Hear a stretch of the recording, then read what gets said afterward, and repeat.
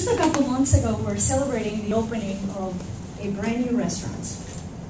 We received a beautiful flower bouquet, and of course, I wanted to see who it was from. Approached the bouquet, read the card, and it said, "May you rest in peace." Shocked about that. Called out the florist the same morning, and I asked him what had happened.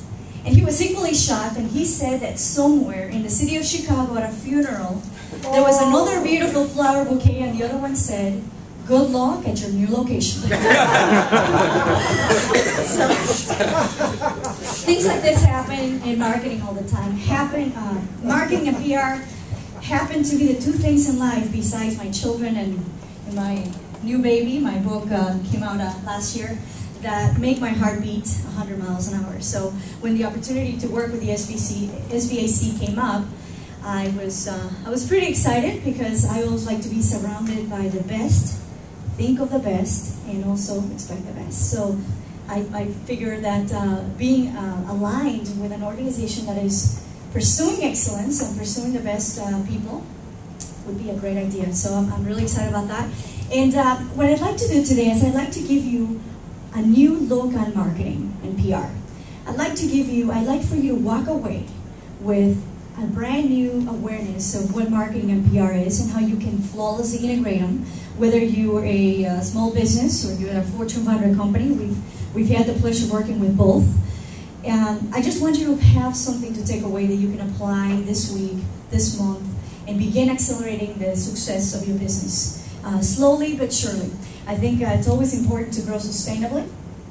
We have experienced as an agency, we've experienced from the last 3 years a 56%, 34%, and so far this year about 72% growth in our business. And that has to do a lot with marketing and PR. So who here in this audience knows the 4 P's of marketing? Anybody has heard? Of course you do. Of course you're an expert. So what's the first P in marketing? Price. Promotion.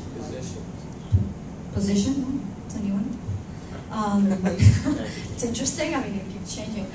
So traditionally, the 4 P's of marketing have been product, price, place, and promotion. You know, and it's a very pragmatic way of looking at marketing, and considering that marketing people are very crazy sometimes, creative.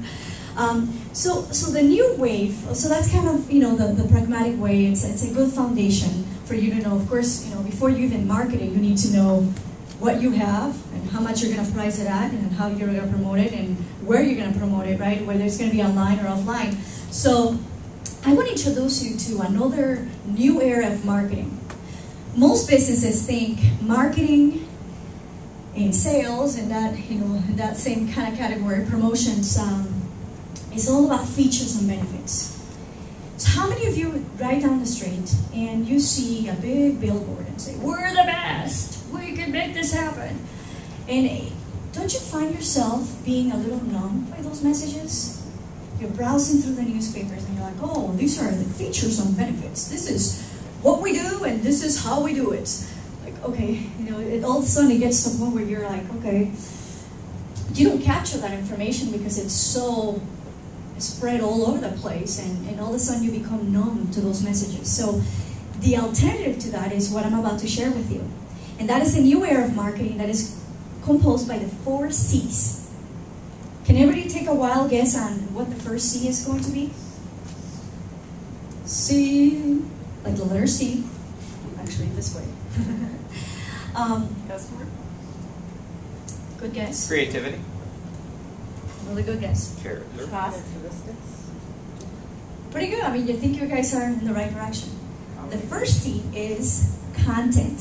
I was going to say that. See, I knew that. I was looking at your face. I got the answer, and I said it. I repeated it back just because I knew you were going to say that in about a minute. But it never happened. But I still got it. I didn't want to steal your thunder. So, the key thing about marketing is not focusing on the how and the what. It's focusing on the why. And the only way that you can generate worthwhile content is by focusing on the compelling why, the reason why people buy things for you, but most importantly, the reason why you do it. The reason why you do what you do. Apple They do computers, they do iPhones, they have a whole bunch of features and benefits. But they're an innovation company. So what is the one thing, the one content, the content that is going to make you stand out from the rest? And what is the value that you're going to provide to your customers, your prospects, and anybody that is associated with your business? It's about the why. And it's about saying, you know what?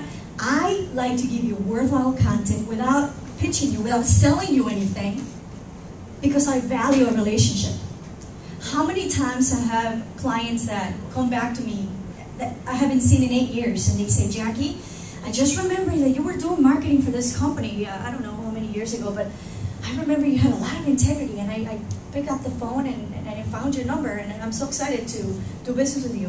Within a couple hours, she signs an agreement, and this is from 8 years ago that she remembered that I was always trying to help them. So it's all about the content.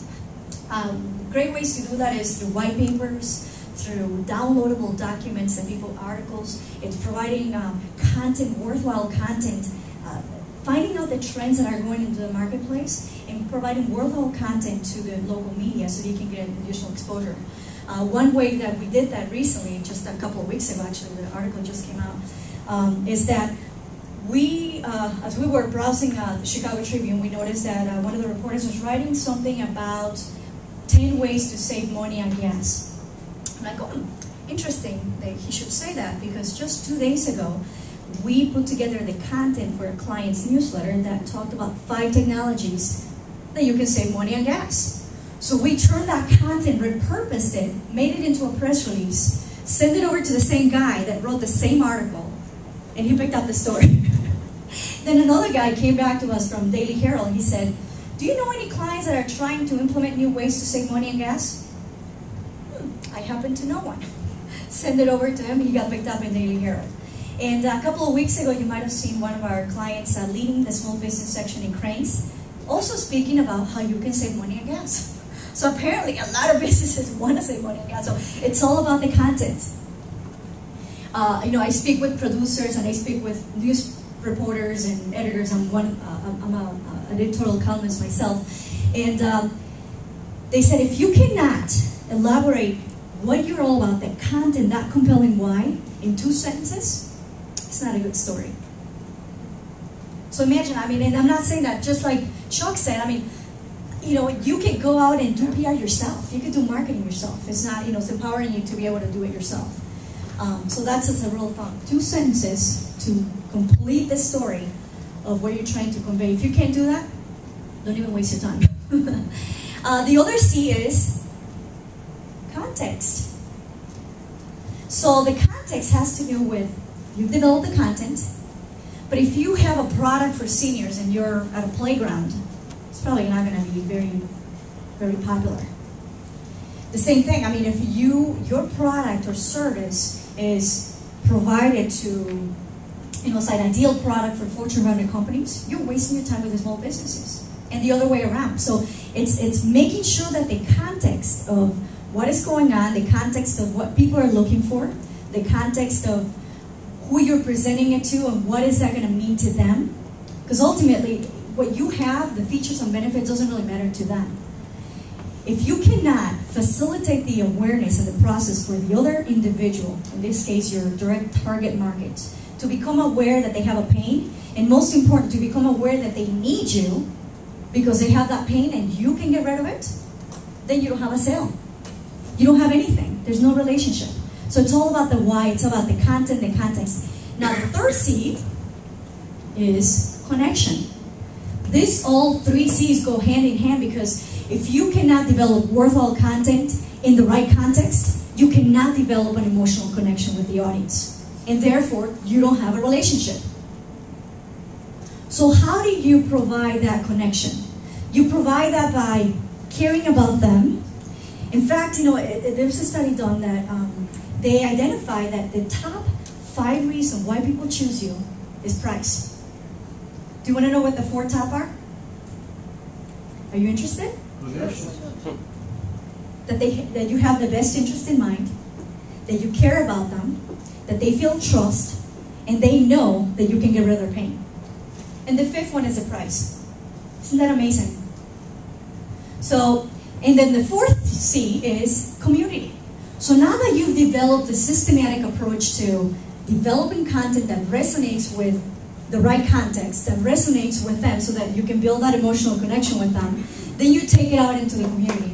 And social media is a great way to do that because it's all about engaging, it's having conversations, it's about perpetuating your content and making sure that it's passed on through viral marketing initiatives or whatever the case might be. So now that you're equipped with the 4 new C's, we have content, context, connection, and community.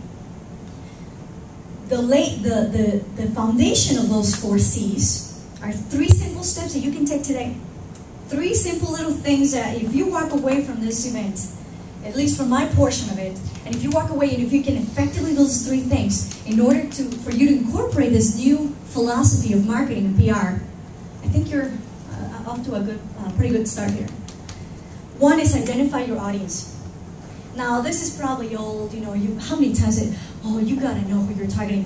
I mean, I'm talking about sitting down and doing an in-depth analysis of who your target audience is. I want you to think about where they eat, where they go, what time they go to bed, what time they wake up, what do they wear, what is their favorite color. I mean, things that will make you, that give you the ability to create an emotional connection with them.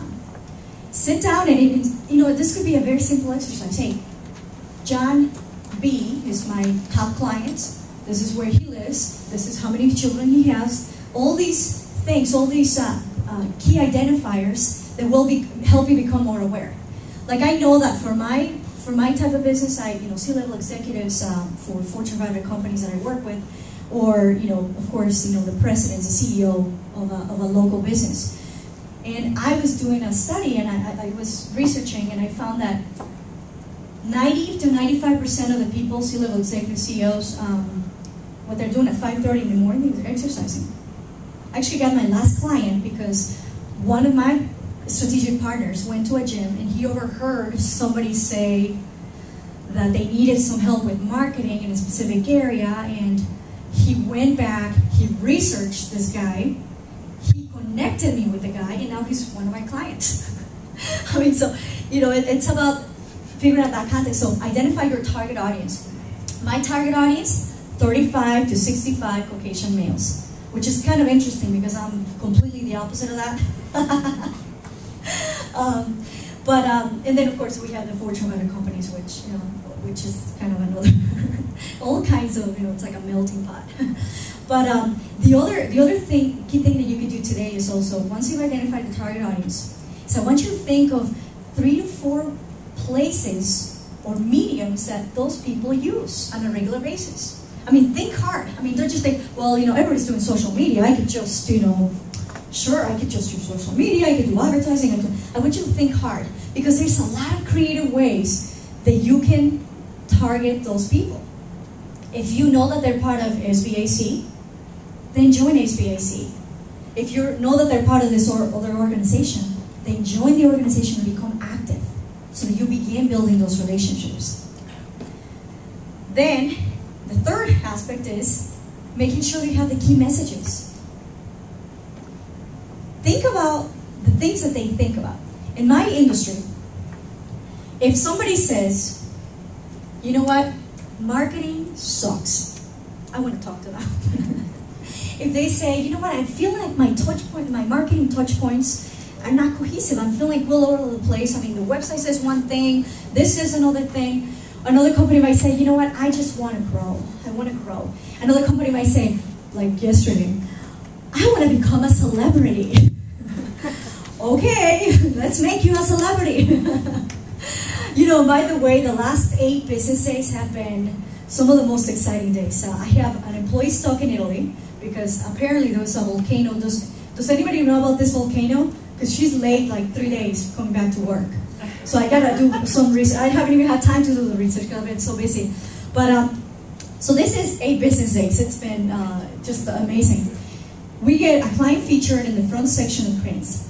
Full and half-page article. He's head over heels. He's just very excited. The same day, he's featured in the Business Ledger. Front page he has a full-page feature. Then the same day, actually 2 days later, his controller's driving home and she hears his boss being mentioned at 7:80 a.m. Then about a day later, he has another interview that we had previously set up with Cranes about another story that has nothing to do with the first one, and that one is going to come on August 9th. The same evening, I feel like I want to change the world. I'm like, you know what? Let's just change the world. I could do this. 4:30 p.m., pick up the phone, call my contact at WGN Radio, and book 2 clients that had become PR clients a day and a half and 2 days before, respectively. So Monday morning comes around, get a phone call from my client, 7 o'clock in the morning. He's like, Jackie, this is amazing. I'm like, wow, he's becoming a celebrity now. The transformation is taking place. And he's featured in the front section of Monday Business insert inside the Daily Herald. 2 days go by, I get a phone call from the producer of Windy City Live, and she says, Jackie, I know you have that client, that large water park in Yorkville, somewhere there, the largest water park in Illinois. Would you be open to provide tickets for the audience? I'm like, oh, sure. To tomorrow's show, live? I'm like, you mean like in 12 hours, like, 1, 2, 3? So, yeah, tomorrow. So I drive myself over to the water park the night before, pick up 130 tickets, t-shirts and hats and all that kind of stuff, drive over to ABC Studio. Amazing experience out there in the studio audience live with them, and, witness a rehearsal and all that, and they give away 130 tickets to the clients. It's 8 business days, and I'm like, wow, it's just been an exciting. I was on a radio show yesterday, actually, too. Which, the nice thing about it, when you focus on other people, I read books since I was a little girl. I read Dale Carnegie, I read Napoleon Hill, Zig Ziglar, all these amazing books that I didn't even know what they meant. I mean, when you're 7 years old, do you care about making other people feel important? I mean, you do? Oh, you're a genius. You were 7 and reading Zig Ziglar? Call it an accident, call it whatever you want, but, I'm reading about the mastermind concept. I'm like, what the heck is a mastermind?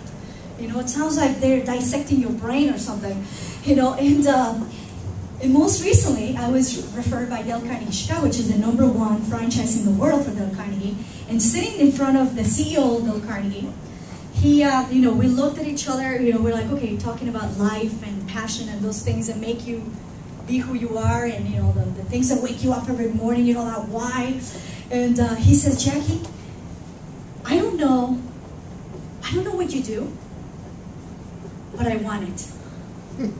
That's how we ended the conversation. So followed up, and we have a contract with Dale Carnegie Chicago to do their PR. So taking it from, when I was 7 years old, how to influence and win people, I'll leave you with this quote, because this is the quote that has changed my life, and this is why I do what I do every day. This is why we're involved with the SBAC, and why Mr. Elliot Richardson is going to be on WGN Radio on August 27th at 11:35.2 a.m.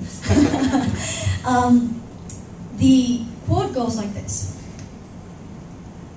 all the success that you will ever achieve, Zig Ziglar, will be in direct proportion to how many people you can help become successful. My mission is to help others become the best they can be and become the most successful person they can be. Thank you. Thank you.